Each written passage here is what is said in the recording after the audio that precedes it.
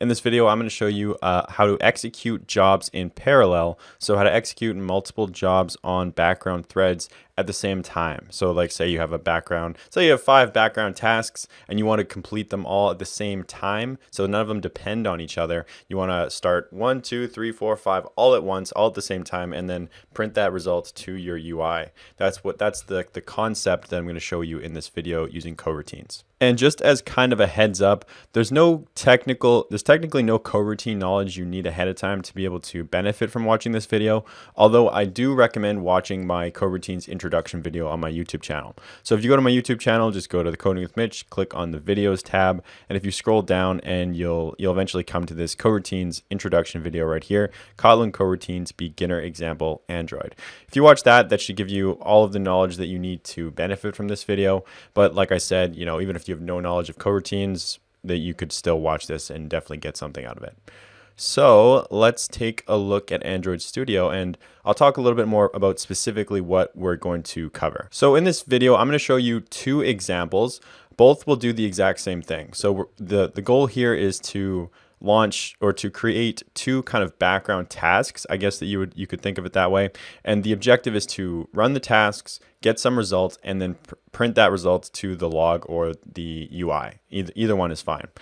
So I wanted to show you 2 different ways to do it because typically I get this question a lot when it comes to coroutines. People are asking, they ask about async and await, if you've heard of that before. They ask about using jobs and using the launch, what would you call it? Coroutine builder, I guess you would call it, and like how they're different. And I'm going to show you an example achieving the exact same result using the 2 different methods. So I want to highlight how they're pretty much the same. It's just a different way, a slightly different way to do things. And one is better for one scenario and one is better for other scenarios. Okay, so first let's just quickly go over the code for those of you who are just coming into this and didn't watch my coroutine introduction video. I just have one activity and a layout file in here. So let's just quickly take a look at the layout file. This is activity main. It just has a button that says click me. The preview doesn't seem to be coming up here, but I'll just bring oh, it did show up. So it just says click me, and then there's a text view just kind of in the middle of the screen there. And so all it does is if you click the button, we want to start a job and then print that result to the UI. So we don't need to look at activity main anymore. Let's just look at main activity. So here we have a couple of methods that I've built ahead of time. There's nothing kind of fancy going here. The first method is set new text. Just text sets some string to that text view that I just showed you in the layout. Set text on main thread does the exact same thing, but it ensures that the UI is only updated from the main thread. So it's a suspend function, meaning it has to be called inside of a coroutine, and it's calling with context and switching over to the main thread before setting that text. So that ensures if this method was called on a background thread, it would switch it to the main thread and then update the UI. And we need to do this. For those of you who know Android, know this is a very common thing. You always need to update the UI on a main thread. If you do it on a background thread, the app will crash. And if we keep coming down the file here, we just scroll down a bit. We have 2 methods: get result from API, get result 1 from API, and we have get result 2 from API. And all these is they're suspend functions, so they have to be called within a coroutine. They each have a delay in them. One is for 1 second or 1,000 milliseconds. The other one is for 1.7 seconds or 1,700 milliseconds. So you can probably guess what our demo is going to look like. We're going to execute both jobs or both of these methods, both of these functions at the exact same time. And I want to show you that we are able to execute them in parallel. So the total job completion time will be 1,700 milliseconds, which is the time for the longest one to complete because they're both executing at the same time. All right, so let's scroll up to the top here. And first, I'm going to attach an on-click listener to the button. I called it button, very creative, I know. So I'm going to attach an on-click listener like this. I want to set new text to the text view, just saying clicked, exclamation mark, just to update the UI and say that yes, we did click the button. Notice I'm calling set new text and I'm not calling set text on main thread, although it would be fine if I had called that inside of a coroutine. But right now we are not on a background thread, so it doesn't matter. We can just set the text. Now I want to launch a coroutine because we're going to be calling a function to get the job process started off. So I'm going to write coroutine scope and reference the IO dispatcher, which is a background thread. And now I'm going to call .launch to build a new coroutine. And I'm going to call a function in here named fake API request, we'll call it. So obviously I haven't made that. So I'm going to highlight this area, click Alt Enter, go to create function fake API request. There is my function. And now inside here, we're going to write the code to start these two jobs to get these results. Oh, and we need to mark this as suspend because this is going to be called with coroutines inside of it. So first I'm going to write with context. I'm referencing the IO dispatcher once again. Alternatively, I could have just done this. So I could have just left this. If I delete this, get rid of the suspend function, I could have just launched this coroutine inside the function. That would have also been fine. So we could do that whichever way you like. Either way, you're still going to be launching a coroutine on a background thread, which is the overall goal here. So now first I'm going to create a job for the first result. So I'm going to write value job1 equals launch. So I'm using the launch builder to build a new coroutine. I'm going to create a variable named time1, which we're going to use to measure the time of each job and how long it takes to complete. So I'm going to call the measure time in milliseconds builder. This is something you can only call inside of a coroutine, and it's really handy because when it's complete, we can then print out that time. So like down here, I can do print line, debug, and I can write completed job 1 in whatever amount of time. So time and then milliseconds. So now inside here, whoops, this needs to be time 1. Now inside here, we can get that result from the first method, get result from API number 1. So first, let's write a log just to keep things really obvious and really clear so you see exactly what's happening. So I'm going to write launching job 1, and then I'm going to print the thread. So I'm going to write thread.current thread. That will print out the thread name, or sorry, the thread, and then I can get the name by calling name. Now I want to go to the next line and get the result. So value result 1 equals get result 1 from API. So this is, again, just to kind of review, this is a suspend function. It's going to delay, so delay 1 second, and then it will return this string result number 1. So that's what this is, we expect that to say. So now I want to get that result, call set text on main thread, and I can just say, got results number 1, so result 1. So then that is going to set the text to that text view in the layout on the main thread, because remember we're calling with context and then referencing the main dispatcher. So that's job number 1. Now I'm going to copy this and go to the next line, paste that in, and just change everything to job number 2. So job 2, time 2, we're going to have launching job 2 in the thread, get the thread name. We want to go, result 2, get result 2 from API, and I want to get result 2 right here, and also change time down here to time number 1. So now by default, these two jobs will execute at the exact same time. So this, if you can imagine, this fake API request function will be called, it will launch this coroutine, and then these two jobs independent of one another will get launched at the exact same time. So I think it's pretty obvious, there's nothing really fancy happening here. There's no surprises, it's just sequentially executed code. So therefore, as soon as the method is called, job 1 is going to launch, next job 2, milliseconds afterwards. Technically, they're not launching at the exact same time because they're called sequentially, but I mean, it's going to be within a few milliseconds of one another. So you could pretty safely say they're executing at the same time. They're going to be executing at the same time. One is not waiting for another one.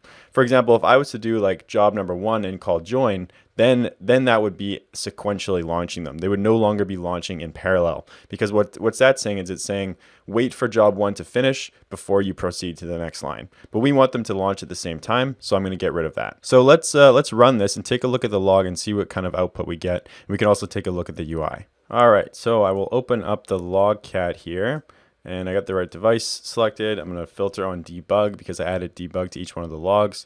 And I'm not sure why nothing's showing, but let's see if anything happens here. So I'm going to click on click me.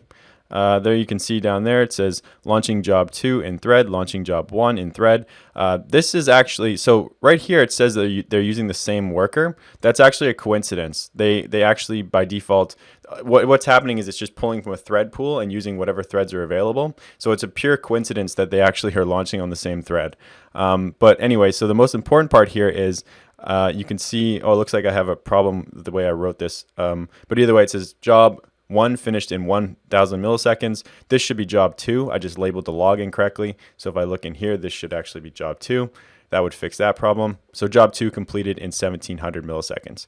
So both of them started and finished, and they were executing at the same time. I just paused the video and I went off camera because I realized what I'm just showing you here, it's not really necessarily clear that both of them were executing at the same time. So I want to show you a little something extra just to make sure that it's very clear to you that they are actually executing in parallel. So I'm going to create a variable up here called start time. So start time equals, system.current time in milliseconds. That'll get the current time. The coroutine will launch, and I'm going to create a parent job. So value parent job equals, so this parent job, it will have two children. Job number one is the child number one, and then job two would be like the second child. So once these two children complete, that means that parent job would be complete. So what I can do is scroll down to the bottom here and write parent job dot invoke on completion. So when the parent job is completed, this code will run. So I'm gonna write print line debug, the total elapsed time is what I'll write here, and I'll do the system.current time in milliseconds subtracting our start time. So that'll give us the total elapsed time to complete the parent job, and in other words, that would be the sum of job one and job two. So the total time that it takes to complete job one plus the total time it takes to complete job two. So you'll see here when we run it, so I'm pressing Shift F10, that to complete these two jobs, it should only take 1700 milliseconds, meaning that they were executed in parallel. So let me bring up the logcat here and bring the phone on the screen. I'm going to click the button. There we get the two dispatchers. We get completed job one in 1000 milliseconds, completed job two in 1700 milliseconds. The total elapsed time is 1762 milliseconds.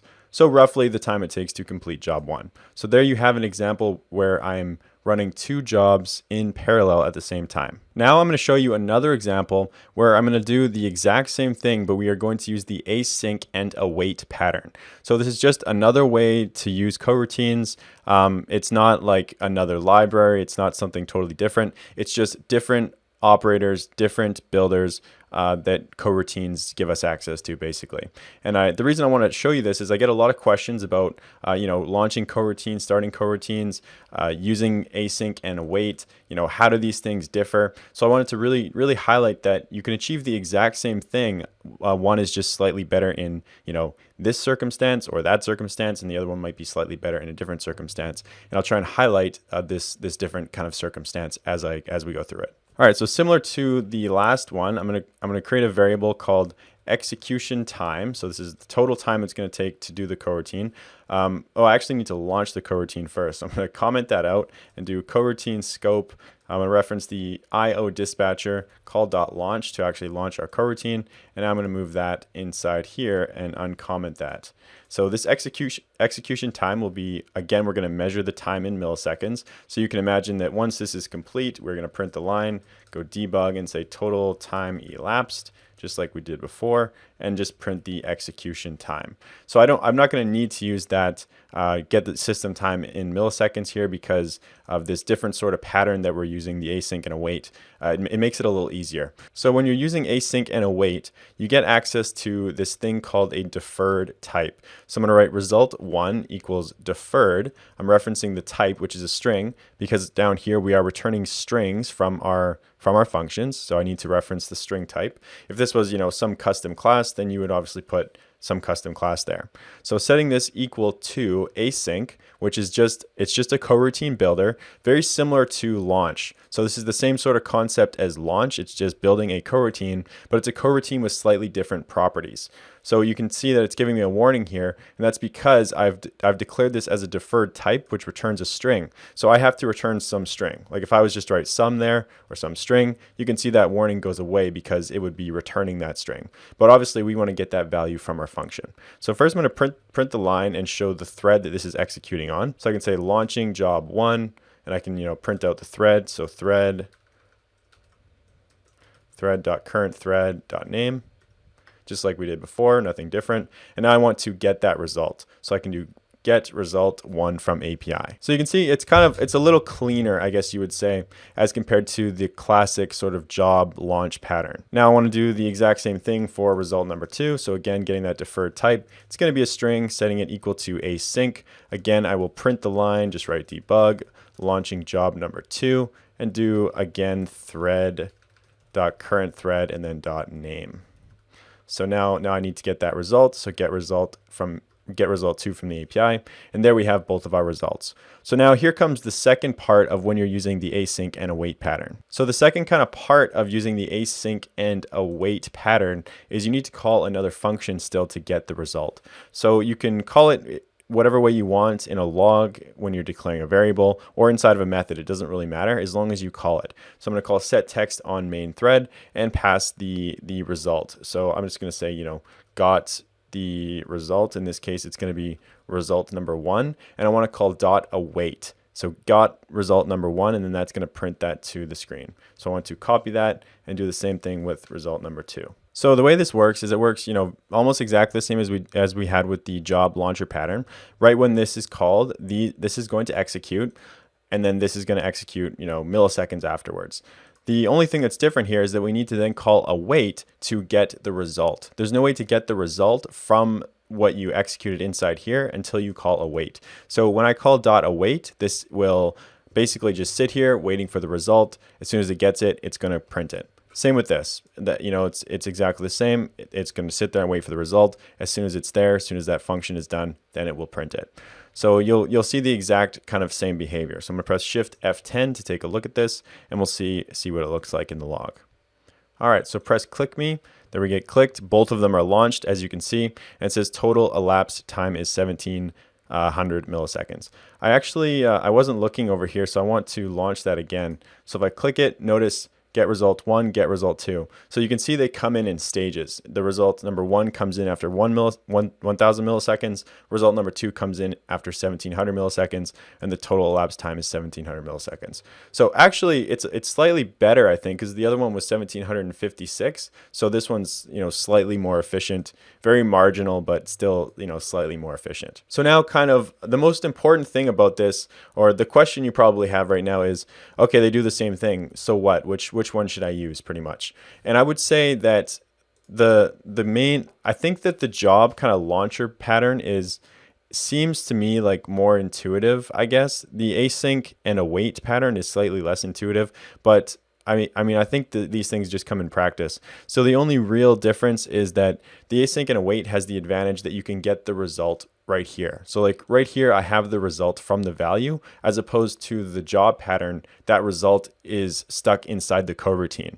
So if you remember, just to kind of review, you'd have job equals, launch, and then I would have, value result equals get result from API. So that result is stuck inside the coroutine, whereas with the async and await, that result is accessible outside of those coroutines right here. So I don't have to, like, really, if you were to do this and you wanted to get the result outside the coroutine, you would have to do like var result equals empty, and then inside here, set result, and then I would have access to the result outside. Like, then I could print result here. Whereas with the async and await, it's very streamlined. It's already kind of done for you. So if you need a result outside of your coroutine, the better way to do it is using async and await, because all of that is kind of packaged together. If you use the job kind of launcher pattern, which is seen by this right here, you don't have access to that result really out of the box. You have to, create a variable, set it equal to blank, get the result, and then get it afterwards. So, it's whatever. Oh, and also you would,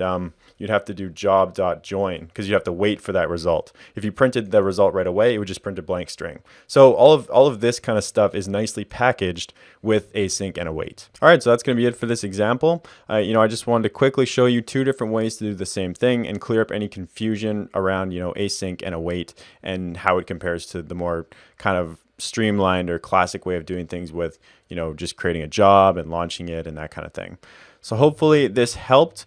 Again, if it helped, leave a like. If you like these coroutine videos, leave a like. If you want to see more coroutine videos or a specific topic around Kotlin or coroutines, leave a comment. I always read the comments. If enough people want me to do something, inevitably, I almost always do it. I also want to say a special thanks to all of the new members who recently joined on codingwithmitch.com. I did a 20% off sale the other day, and it went really well, trying to advertise the new Powerful Android Apps with Jetpack Architecture course, where I talk about Kotlin, MVI architecture, live data and view models, navigation components, which is the new way to navigate with fragments on Android, which is absolutely awesome. I love it. The room persistence library, coroutines, retrofit 2, Dagger 2, and a REST API integration. all kinds of topics. A really great course. I really wanted to make sure that lots of people were going to get the chance to take a look at it. So thank you again, everybody. And I look forward to talking up to you about it in the community Discord channel. I'll see you in that next video.